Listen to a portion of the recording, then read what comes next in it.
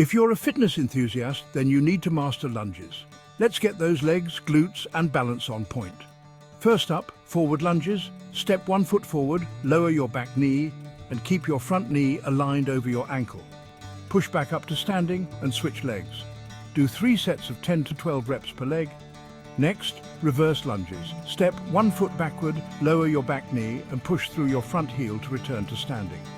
Same rep range, 10 to 12 per leg for 3 sets. These are easier on your knees and great for balance. Ready for a challenge? Grab some dumbbells or water bottles. Hold them at your sides while lunging. Adding weights boosts resistance, building strength faster. Keep your core tight and maintain form. Mix it up. Alternate between forward and reverse lunges in the same set. Your legs, glutes, and balance will thank you. And that's how you level up your lunge game. Let me know your favorite variation in the comments. Like, subscribe, and hit the notification bell for more fitness tips. See you next time.